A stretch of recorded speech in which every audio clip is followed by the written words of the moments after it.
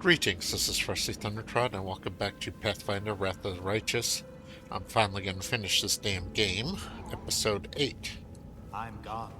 Alright, I cleared out the cultists here that were above ground in the Tower of Estrog. Now I'm going to go into the archives below.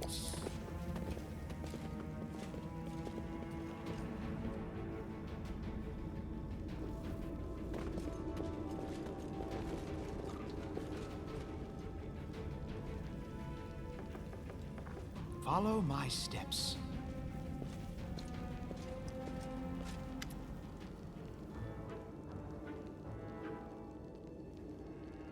Kilmer. Hey, who are you? Praise bafflement. What are you doing here? Did Fexen send you? I heard a noise outside, but I was busy making a list of relics. Did something happen?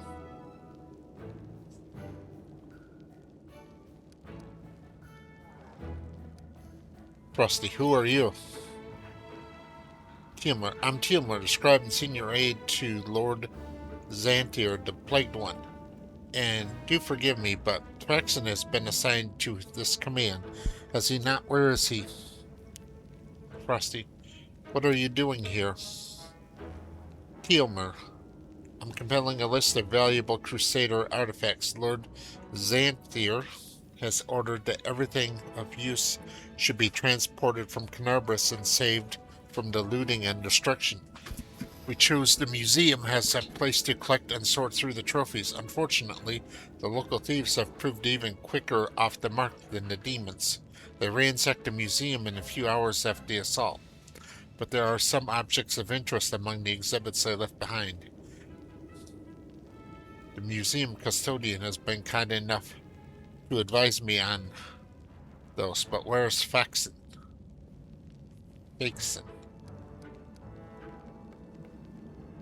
Frosty, where's the museum custodian? Tilmer, over in the galley. I deceived him. I told him I was a crusader. It wasn't difficult. The old geezer's out of his mind. So tell me, where is Faxon? Albrecht, old wives' tales say those who disrespect their elders get hoodwinked by Fae and made into their servants. I thought they made up this nonsense to frighten children, but it turns out it was all true. Land. Those old wives' tales tell their tales for a reason. We had a story about the mushroom witch back in Neitherhome. Some children would wet their beds after hearing it, but it sure did stop them from trying to eat weird mushrooms.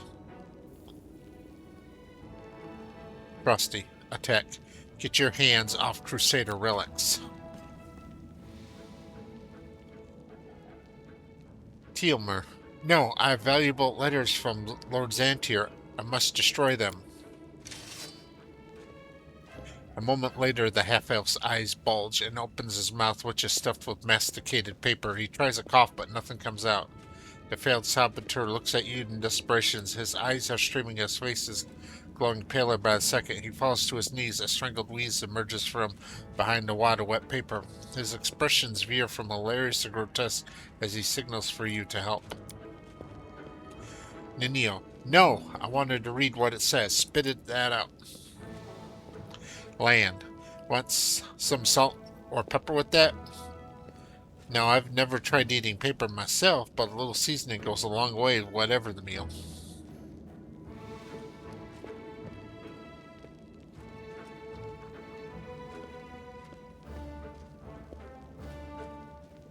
Frosty. Good.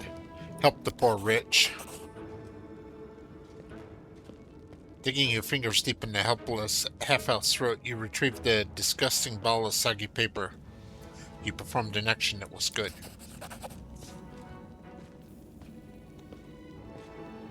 The cultist coughs violently and then, after taking a trembling breath, leaps up and takes off running. He disappears, leaving you with a wad of correspondence that is much worse for wear. Items received, masticated letter.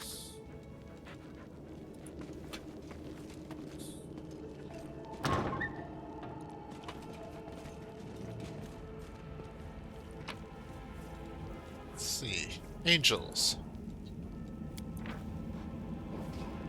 Celestials native to any of the three upper planes of creation, servants of good, gods, angels have come to the Crusade's aid to fight against the whirlwind more than once. It's worth noting that most of those who interfere in mortal life were driven by their own free will and not by any deity's order. However, the good gods do not forbid such impulses and allow the celestials to seek a reckoning with the forces of evil. Alright. Almanac.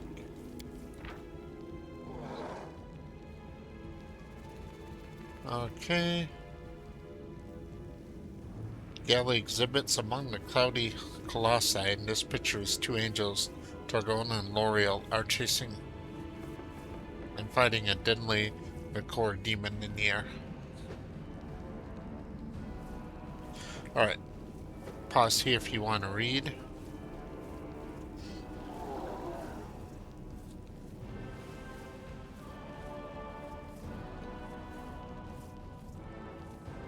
I will save you having to hear me reading this out loud, but I'm going to pause the recording and read it myself. Okay. Got that all read. I skipped through that previously, so...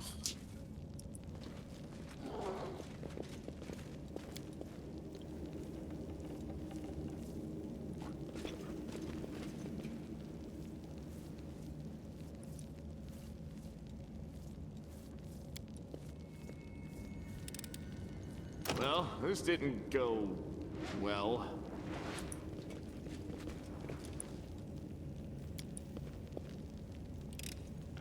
Thanks, Lan. You're so awesome, Lan. Alright. Can't hide from me. Uh-huh. Can't hide from me. Okay. So let's start disarming these traps. The mongrel did it. Thanks, Lan. You're so awesome, Lan. Thanks, Lan. You're so awesome, Lan. Victoria Peace.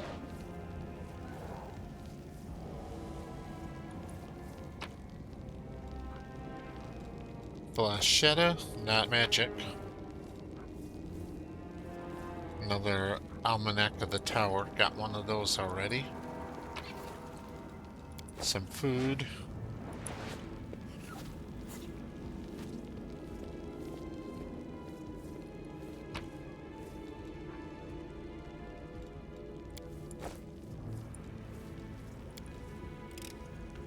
The mongrel did it. Composite longbow. Alright.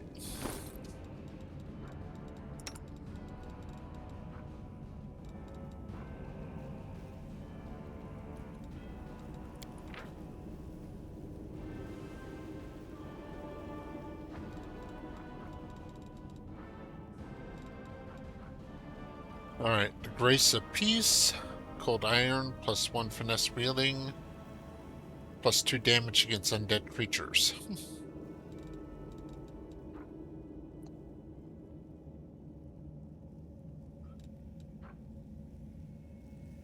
Entrapping longbow, let's compare here on land.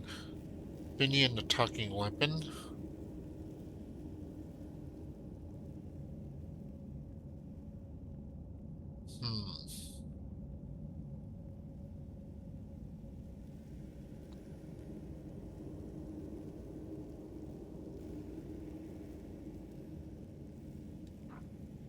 So it appears for the most part that the entrapping longbow would be better, except for when I have to fight incorporeal monsters.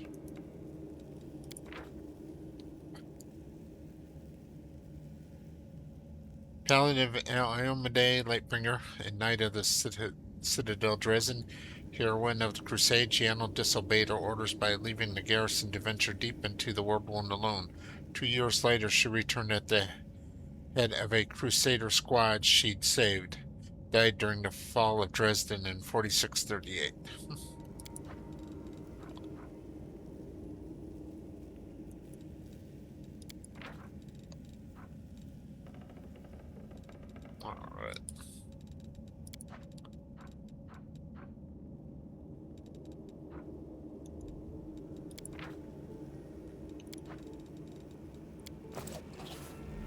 Okay, so Frosty learned something for some of those books, so let's see what Frosty learned. Alright.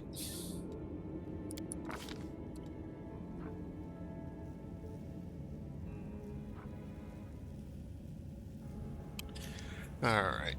From the Keen Edge of Truth, +1 competence. Bonus on saving throws against swarms, okay.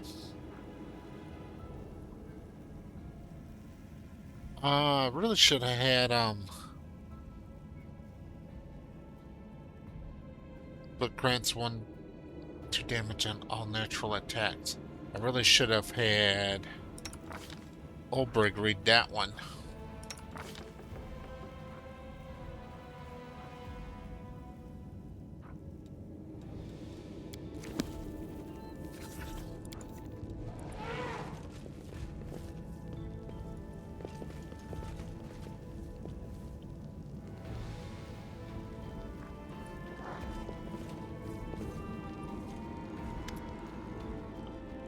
Tell done, the old man.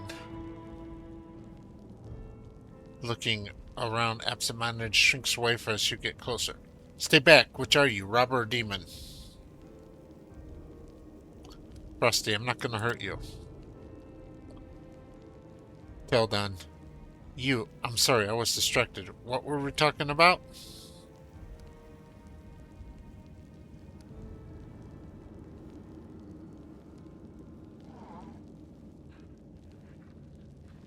Frosty, who are you?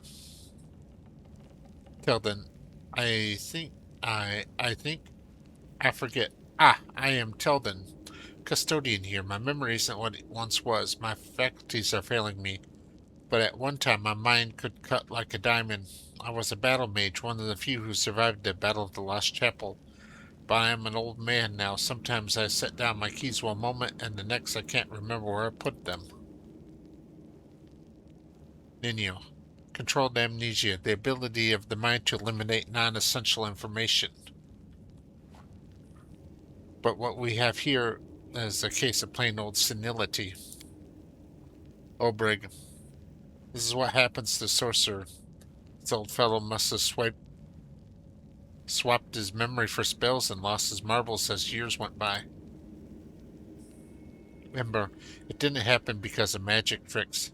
He went to war and saw lots of scary things, so scary his memory ran away, so it would never show him the bad things ever again. Obrig, you yourself are a mad little witch. That's why you're standing up for another of your sorceress kind. Ember, yep, we do have lots in common. I've seen scary things too, except what he lost was his memory. I lost something else. I don't know what.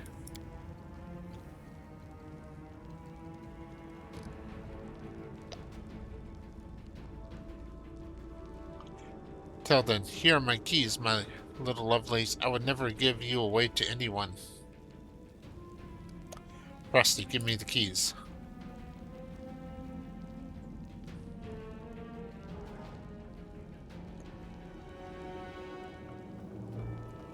Diplomacy 20. Don't you understand? This museum holds things that could help in the fight against the demons. Tell then, you're right. I'm just an old duffer. Take whatever will help you and go defend our city. Frosty, good. Go to the Defender's Hut. There are people there. They'll look after you. Tell done. Really? It's safe there? But how can I leave the museum? You know what happened here, don't you? Thieves. They were prowling about. Wanted to rob the museum, but I stopped them. Those ne'er-do-wells came in here, and I gave them what for? A dose of my battle magic. They won't be back. Don't you worry about that. I may be old, but I can still hold my own.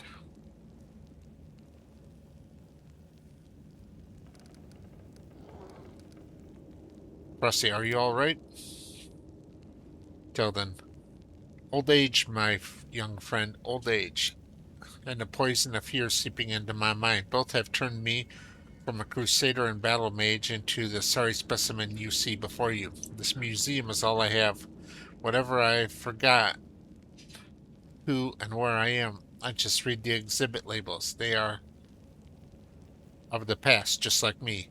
And now some ruffians have ransacked the place. I'm frightened, my young friend. I'm very frightened. Ember, don't be afraid. There's nothing to be afraid of. All the scary things have already happened. They're in the past. Till then, scary. So scary. Rusty, I have to go.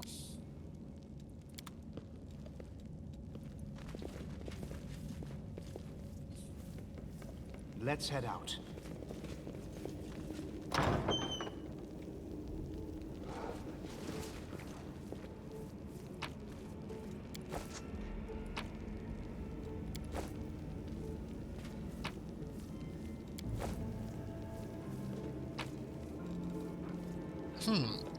A magic chain shirt. Alright.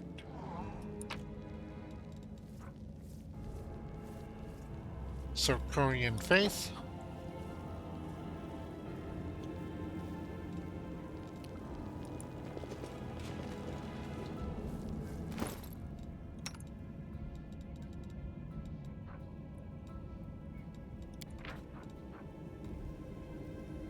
Imperial Lord Polera, Mistress of the Stars, and Mysterious Light of Aurora is one of the most revered deities of Old Sakaris.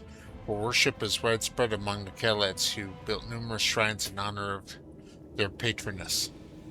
The foremost of these shrines, considered particularly cherished and sacred above all, was the lake shore, surrounded by the picturesque waterfalls called Polura's Fall.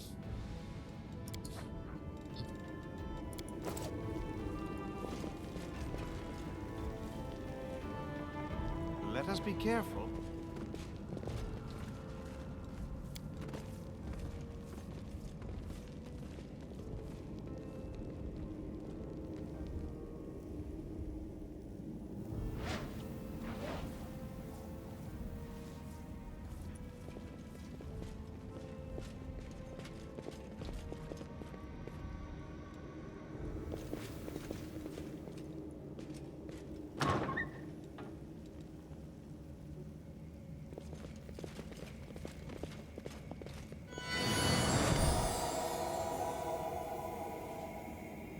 Vision of Targona.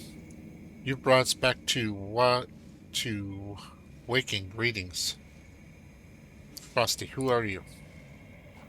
Vision of Targana. Not who, what memories. This place was created as a cradle of memory and fantasy.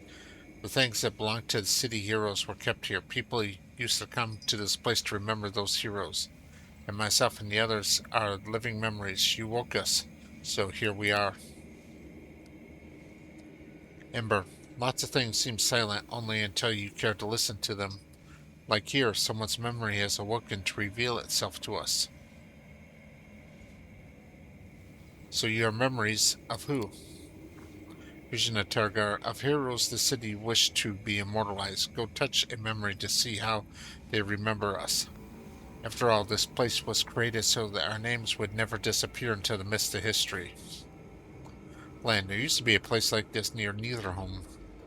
Quiet and calm, I used to walk among the plinths and pedestals, wondering the people who founded the place, what was driving them, what they were thinking about the future generations, and how to pass down their wisdom and show the right path.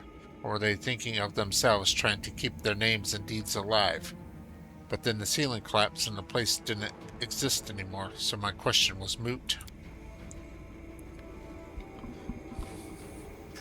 Tila, I wish I could say that we have not dishonored your memory, but Canarbris lies in ruins, and we, Vision of Turgane, but you fiercely battled the invaders with no thought for yourselves. You've earned no censure. We are proud of you. Rusty, farewell, Vision. Vision of Targana, farewell. The power that gives us semblance of life is running out, and soon we will once again be but memories, living only in words, pictures, and songs.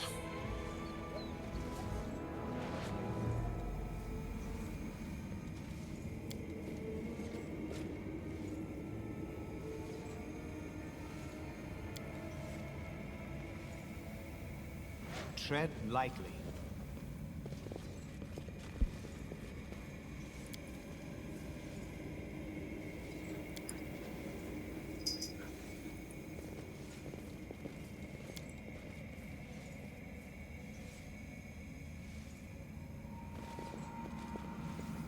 Alright. So, I've done pretty much everything we can do here. Time to exit the area.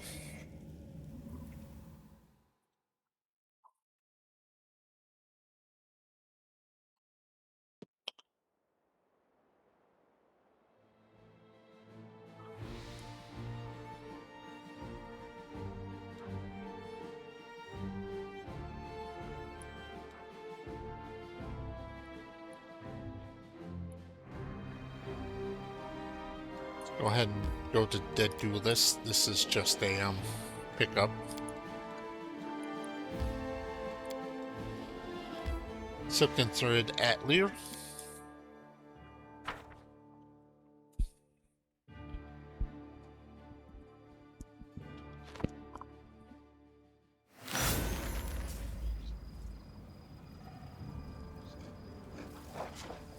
We should prepare. Yes.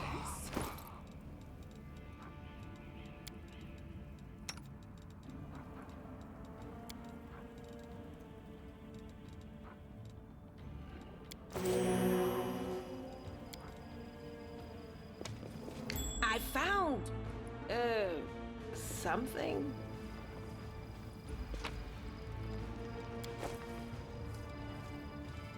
Always be ready for the worst.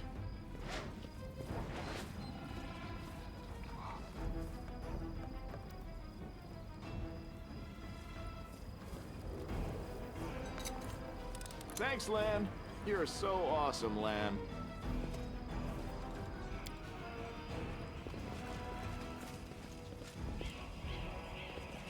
I won't let you hurt my friends. Neophyte Barbarian. This shouldn't pose much of a threat. Surrender or else. Yeah, Lan, take care of this wizard. You've crossed the wrong boundary.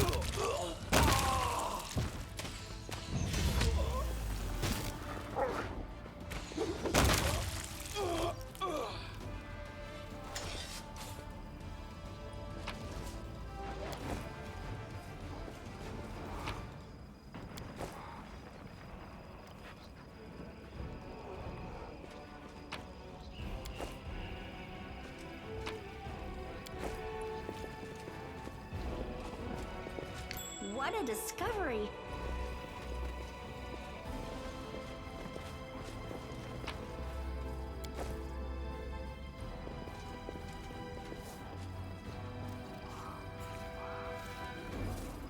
I have a question, but what is the answer, says the stranger.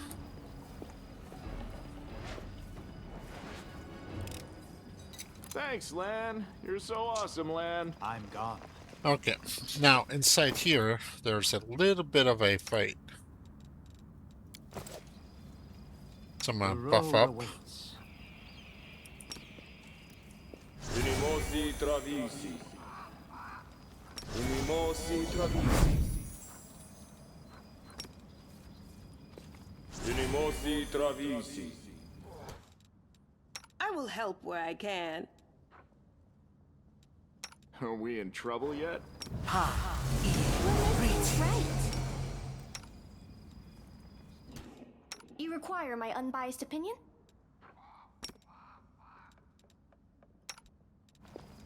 None. Air. Orama. I don't know how I ended up here, but here I am.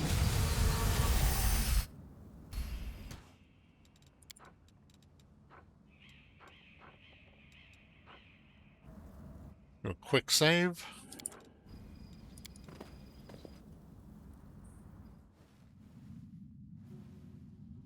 Alright. Follow my Yet another steps. obstacle.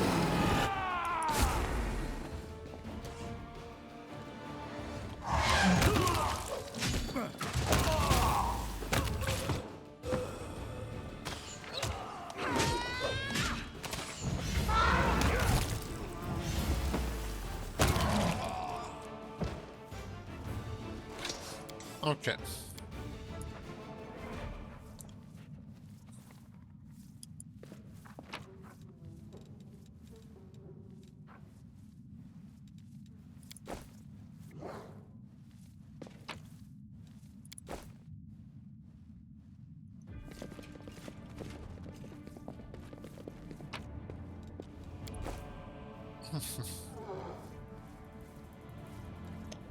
So it looks like there was a summoning ritual going on here that I interrupted.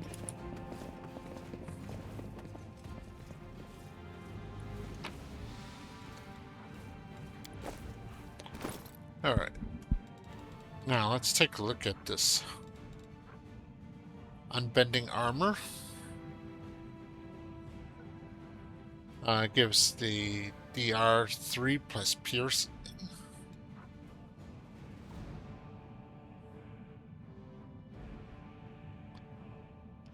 Okay, so I don't have a condensus, so this diadem is of no use to me. But let's equip this armor on Olbrig and see what it does. Reduces his AC by 1, but 3 damage resistance to piercing.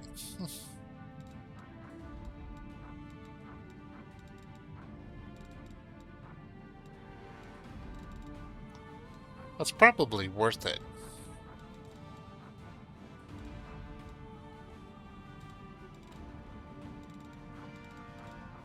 Yeah, Olbrig's mechanics are kind of strange because of his shifter class. And generally speaking, he is much better off using leather than he is using any sort of metal armor, even though he can wear a medium armor.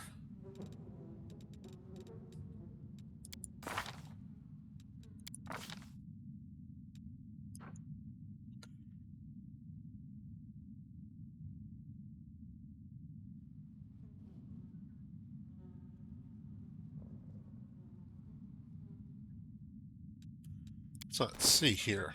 20 with this armor on. Was it with no armor? 17. So yeah.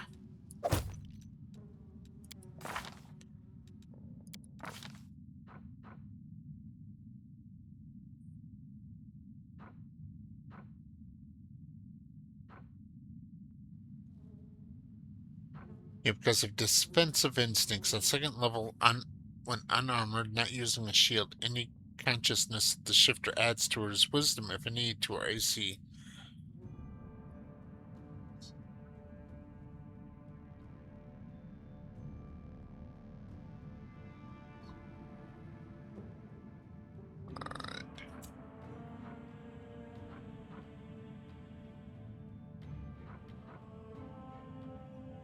At second level, when unarmored, not using a shield, and conscious, the shifter adds her wisdom bonus, if any, to her AC and combat maneuver defense. In addition, the shifter gains +1 bonus to her AC and combat maneuver defense at 4th level. This bonus increases by 1 every 4 shifter levels thereafter, up to a maximum +5 at the 20th level. If she is wearing non-metal armor, she instead adds half her wisdom bonus to her AC, a minimum of 0. So, with a wisdom of 14, that gives a maximum +2 if Ulfric's not wearing any armor.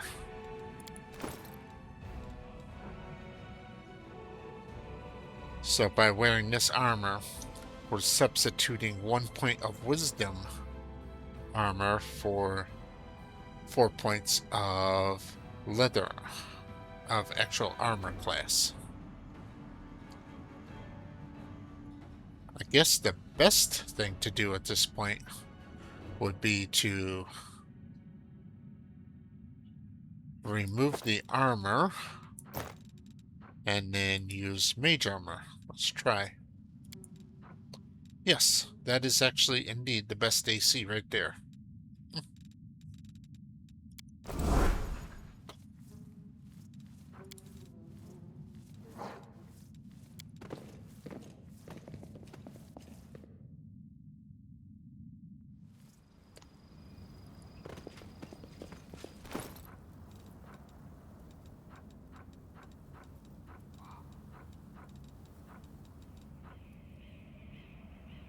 +2 mithril chain shirt.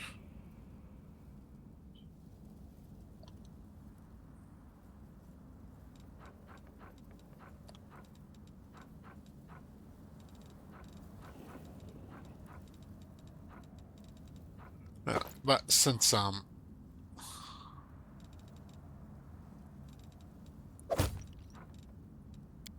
armor spell does run out and equipped armor does not, I'll let Ufric continue to wear the armor. What's my level looking like? Alright, we're doing good so far.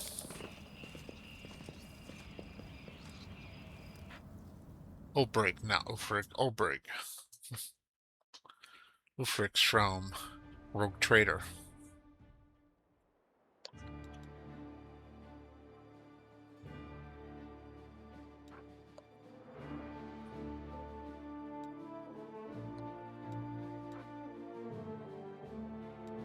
Alright, let's head over to the R&A party house.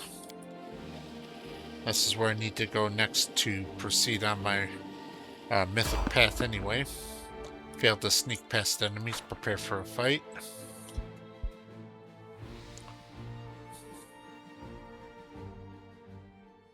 Let's prove their logic is lacking. Scyther.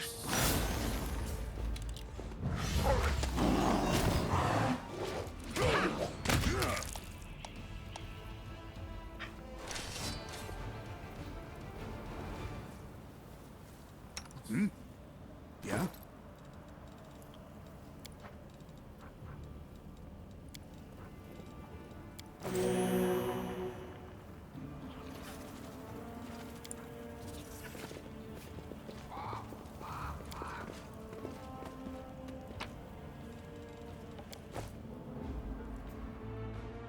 Looks like my team's starting to get tired, so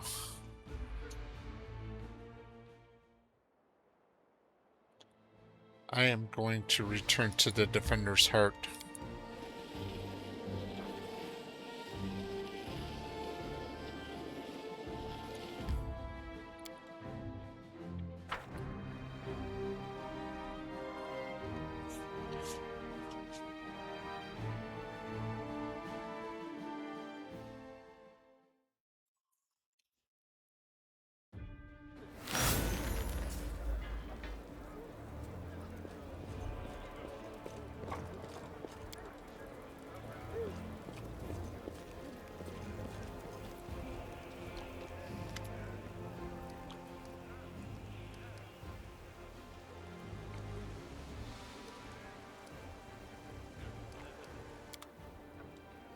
Alright, let's start off bulk selling.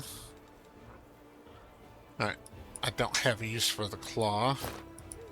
Let's sell off all this extra stuff that I can't use. The heavy mace of fire that can go. Grace of peace. I'll hold on to that for the time being. Trapping a longbow.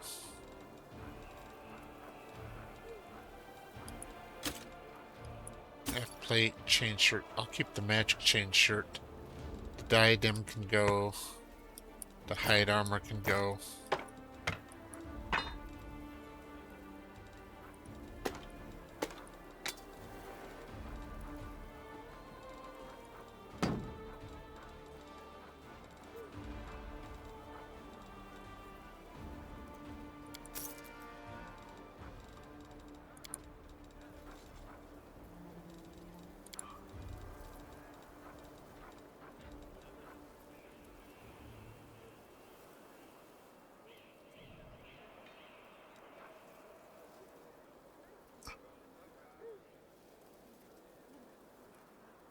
Nice.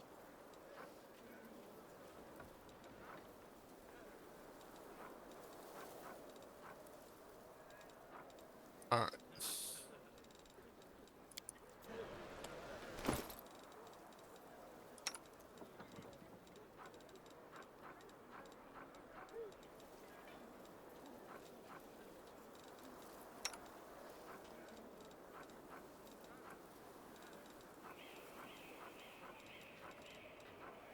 Okay, Camilla, you can have this chain shirt.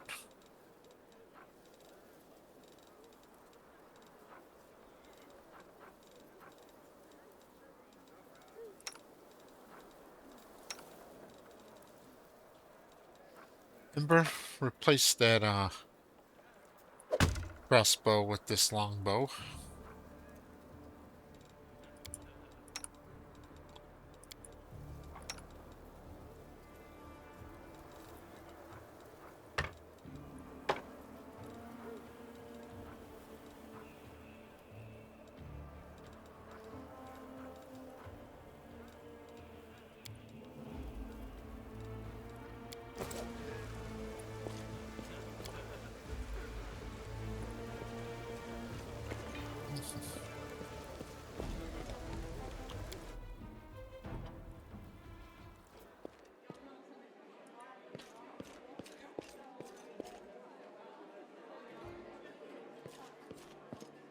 Let's talk to Irbeth. The Tower of Estrog has been cleared of demons. Irbeth, great. The places where demons have gathered needs to be cleared up one by one. They won't be able to stab us in the back when we take the Gary Garrison. Thank you for your service.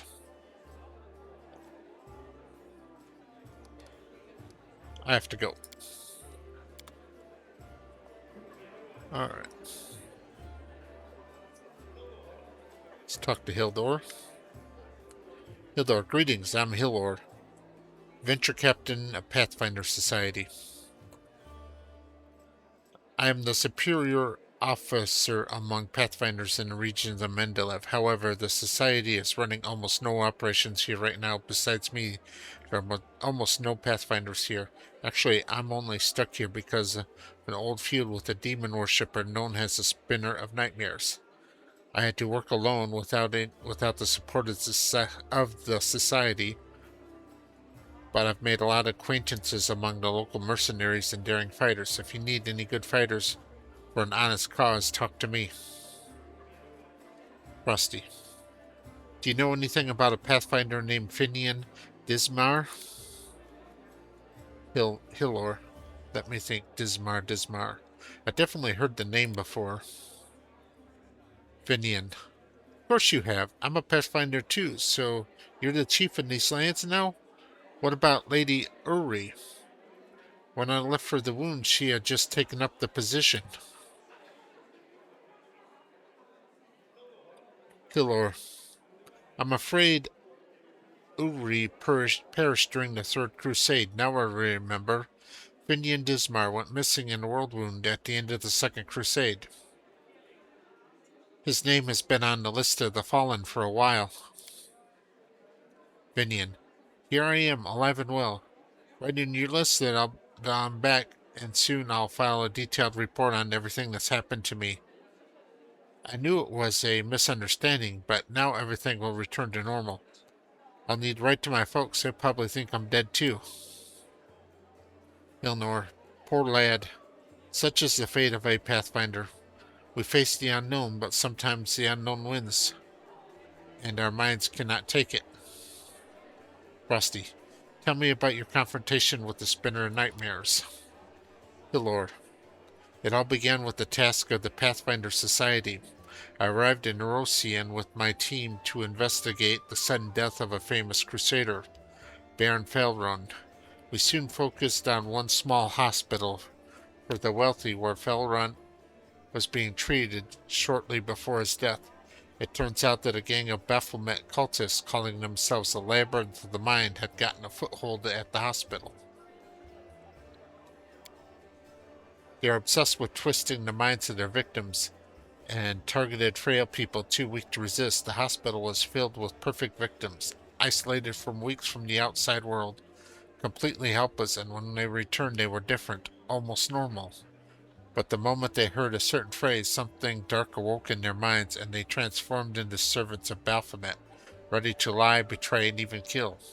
The Labyrinth of the Mind was preparing to infiltrate the elite circles in Mendeleev, but Baron Felrond stopped them. He was too loyal to his oath and too resistant to their spells. He fought for his freedom until the strain broke his heart. We opened and cleared the city of Baphomet's pit of vipers. Their den was a cradle of sin and filth. They cast spells on each other, and their loathsome fantasies stepped real from their minds into the world. They dreamt of horrific and forbidden things, and they fought like mad. We burned the place to the ground and slaughtered everyone we could. But the leaders of the cult were able to flee, and they were set upon revenge. They abandoned my daughter Lori, who served under my command in the Pathfinder Society. They left me a note full of tart insults, mockery, and sneers. From that note I learned the name of my enemy, the Spinner of Nightmares. A few months later I confirmed that she was the leader of the Labyrinth of the Mind. My hunt had begun. I would get Lori back at any cost.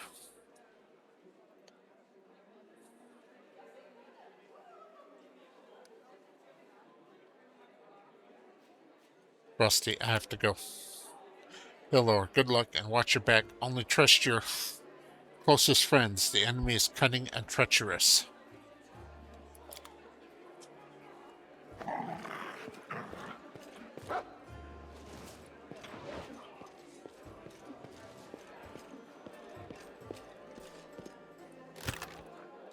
I'm going to put all my books here into my chest.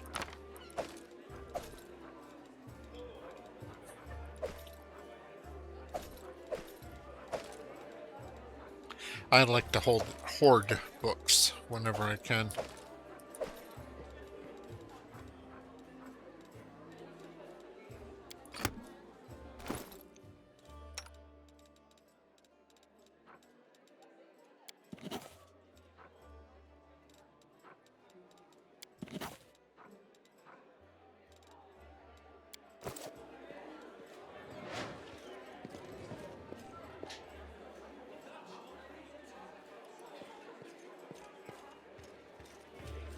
I'm going to buy a potion kit, an alchemy kit, and a scroll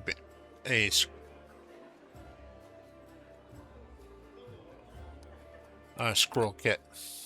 Alright.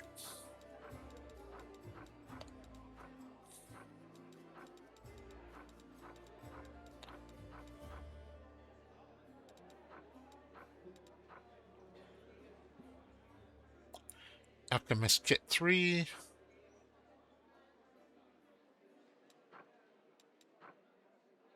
Scroll Scribber's Kit 4.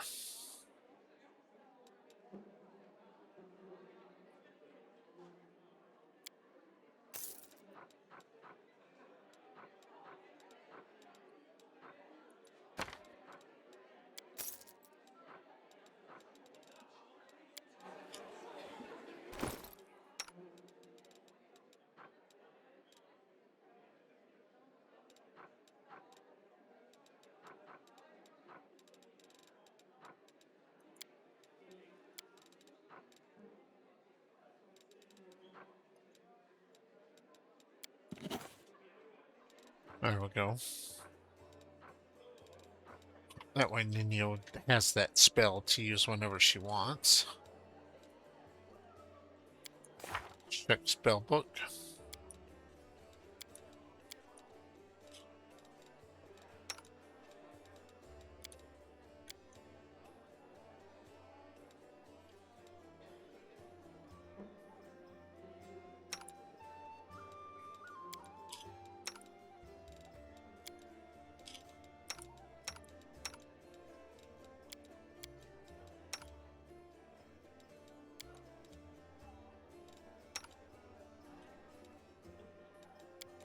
Alright, looks like all the spell books are in order. Let's go rest.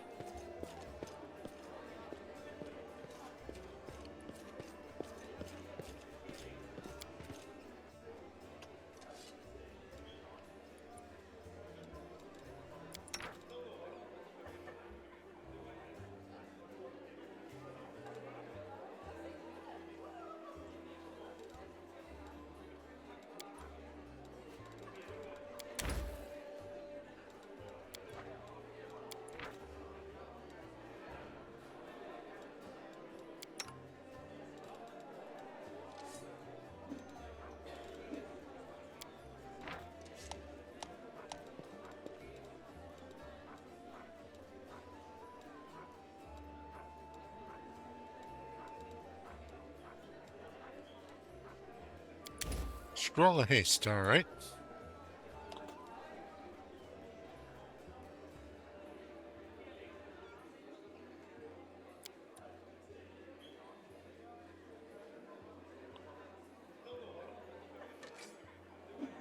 Wardstone, Wardstone. I wouldn't mind getting a closer look at one thing, maybe a little bit, taking a little piece, only with the best of intention. Honest, magical stuff is my specialty, maybe.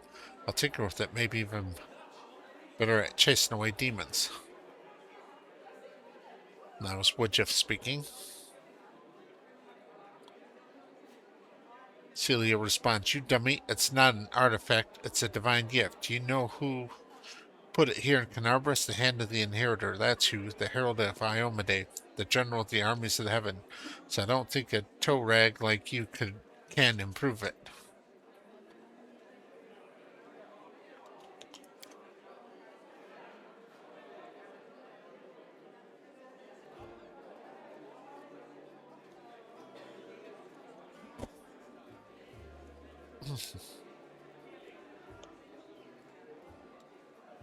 All right.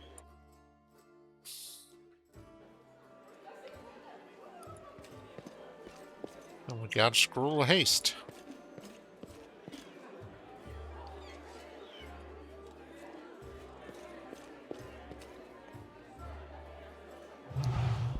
How much time do I have left? I'll go ahead and speak to Lan. Lan, here for a chat? I've been waiting for you to come see what strange beasts you've taken into your party.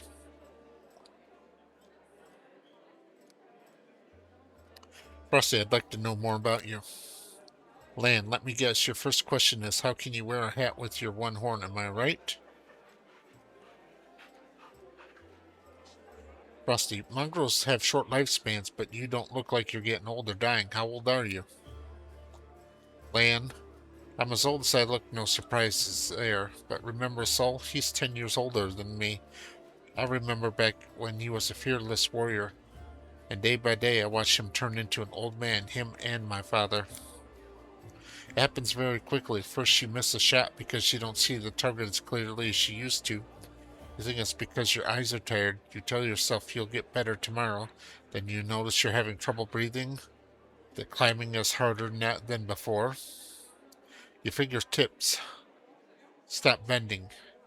You have to tie your sword to your hand. You can't even put on your greaves without help. When you're washing your face in the stream, sometimes you catch a sight of a gray-haired, wrinkled old man you don't recognize, and it goes on until one day you come across a cave beast you don't realize you can't outrun it.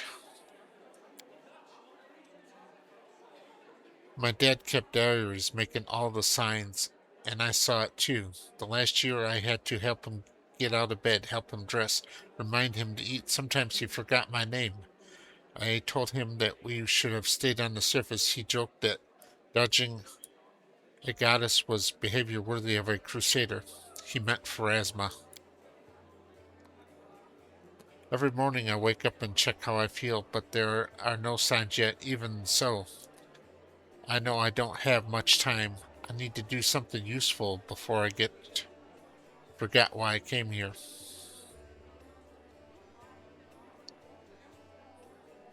Frosty, you speak common much better than the rest of your tribe.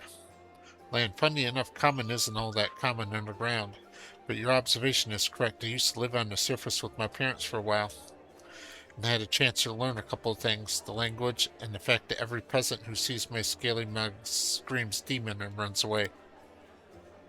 And I don't know if you're interested, but my mom wasn't from the underground tribe. She was a smuggler, and the kind that used dungeons or canarbras to secretly move and store goods. One time, two gangs couldn't agree on how to share a prime cut and got into a fight. The winners threw the losers down the hole, dead and living alike. My dad went to check if the corpses had anything useful on them, and he found a girl from the surface barely clinging to life. An incredible feeling sparked between them, or maybe the girl was just like men with scales and a cat nose. That might be it. One way or another, he got her back on her feet, and later they even left his home caves. She left her smuggling behind, and they began an honest life together. That's a delightful story of how the old land came into this world. The next chapter, however, my family and I never stayed in one place for long. We lived sometimes on the surface, sometimes underground. We couldn't find a place to call home. Living in the caves was hard on my mom, and my dad's appearance raised too many questions in Mendeleev. They were at war against demons, after all. In the end, my parents decided to stop making each other miserable and separated. My father and I returned to our tribe. I think the peasants stopped screaming demon and had something to do with it.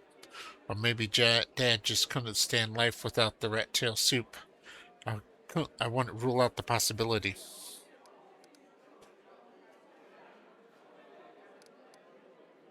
Rusty, did you come with me so you could see the surface again? Land, I know. That wasn't it. I just don't have much patience for certain types of creatures, demons, I mean. If they want to destroy Canarbras, I'll be on the side of the people they're attacking. Rusty, good. Lan, you're my companion, and companions should trust each other. I'm counting on you to give me honest answers, not excuses. Lan, I guess you're right. I shouldn't have been so evasive. It's just that some things are hard to talk about. My family, for example. My birth, hell, take me, turned out to be a great misfortune for my parents, all because I'm relatively healthy. I'm the best thing that can come from a marriage between a cave-dwelling mongrel and anyone from the surface. A healthy child with the right number of hands and feet, no apparent defects, no missing organs or other problems. They saw hope in me, so risked having more children. They thought it would somehow be all right.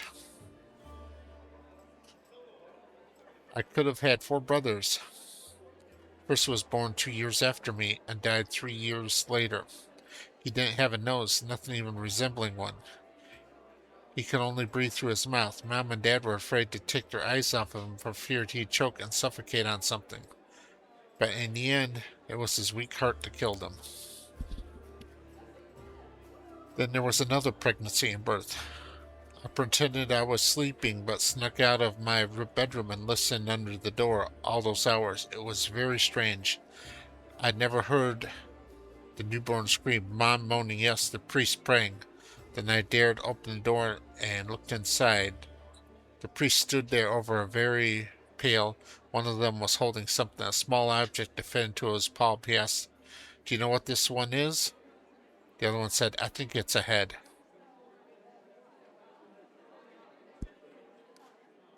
Rusty, enough. You don't have to keep going if it hurts you. Lan, hell no, I started to tell you. I'll make it to the end. You want to know why I followed you to the surface? Well, here's the reason.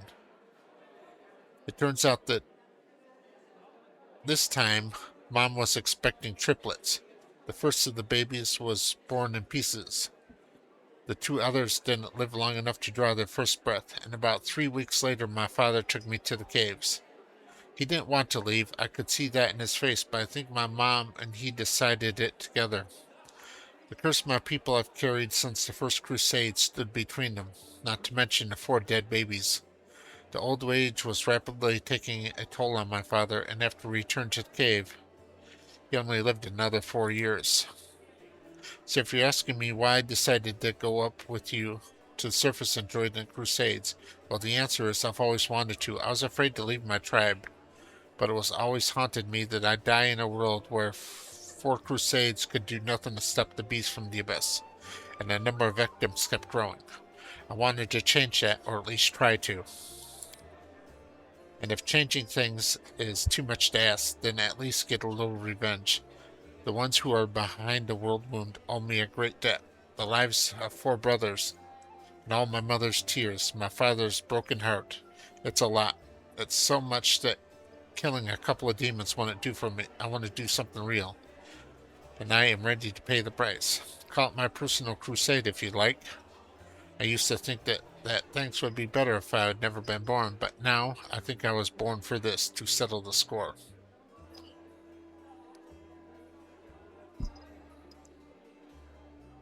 Rusty, thanks for sharing, Lan. Lan, thanks for listening. Rusty, I found out everything I wanted to know. Thank you. Man, sure thing. Rossi, thank you for your answer so long. Wow, how many times are we going to do this? I hate it when you have to try more than once to end a conversation. Alright, so we're at 55 minutes now, so we're coming up on 1 hour. I'll end this episode right here. Thank you very much for watching.